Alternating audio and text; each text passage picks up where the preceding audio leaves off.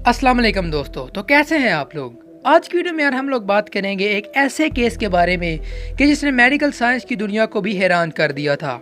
तो आपसे गुजारिश है कि इस वीडियो को आप लास्ट तक देखें। वीडियो को यार लाइक लाजमी से किया करें और कमेंट्स बॉक्स में अपनी राय का इजहार आप लाजमी से करें, क्योंकि ऐसे हौसला अफजाई में इजाफा होता है। तो चलिए वीडियो शुरू करते हैं। आज की स्टोरी है मार्टिन पिस्टोरियस की, जो साउथ अफ्रीका के शहर जोहान्सबर्ग में रहता था और ये अपने ही जिस्म में 12 साल तक कैद रहा। जब मार्टिन सिर्फ 12 साल का था तब ये एक हेल्दी और एक नॉर्मल बच्चा था। ये बात 1980s के आखिर की है कि जब मार्टिन की तबीयत अचानक खराब हो गई और इसके गले में दर्द होना शुरू हो गया, लेकिन इसे जरा भी मालूम नहीं था कि ये आम सा दिखने वाला दर्द इसकी जिंदगी तब्दील कर देगा। उस दिन जब मार्टिन स्कूल से वापस आया तो इसको सर्दी लग रही थी और इसके गले में दर्द भी था, जैसे इसे कोई फ्लू हुआ हो। लेकिन किसी को मालूम नहीं था कि मार्टिन अब मुकम्मल तौर पर सेहतयाब नहीं हो सकता। दोस्तों, मार्टिन अब पहले जैसा नहीं रहा। कुछ ही महीनों बाद मार्टिन की बॉडी ने वर्क करना छोड़ दिया। ये आहिस्ता आहिस्ता पैरालाइज होना शुरू हो गया। डॉक्टर्स को भी समझ नहीं आ रहा था कि मार्टिन को एक्चुअली हुआ क्या है। मार्टिन सांस भी ले रहा था और इसकी आंखें भी खुली थी, लेकिन ना तो ये हरकत कर पा रहा था, ना ही किसी से आई कांटेक्ट कर पा रहा था और ना ही किसी से ये बातचीत कर सकता था।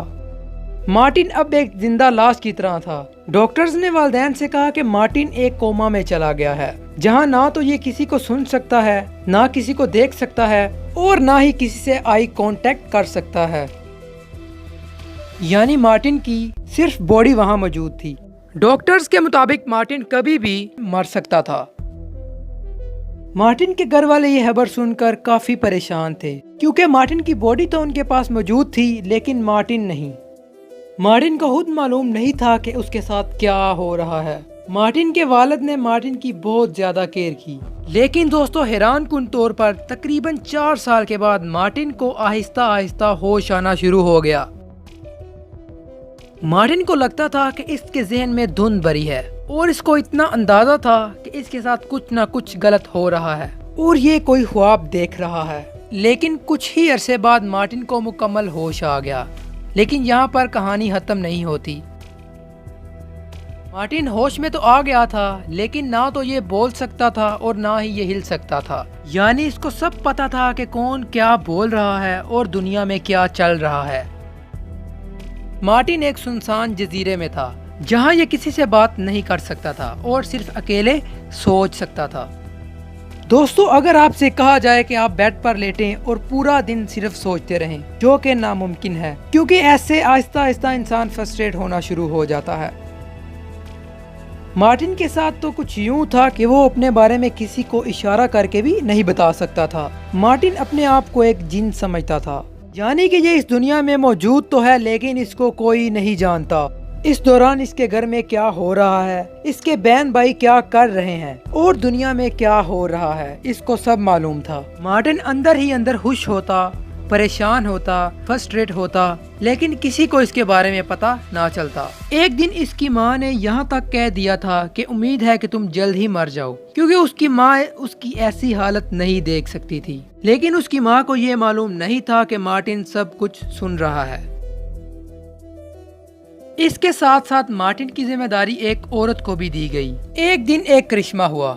जिस औरत को मार्टिन की जिम्मेदारी दी गई उसे अंदाजा हुआ कि मार्टिन सब कुछ सुन रहा है और ये होश में है। इस दौरान मार्टिन ने तकरीबन इसी हालत में 12 साल गुजार दिए थे, क्योंकि मार्टिन अपनी ही बॉडी में कैद था।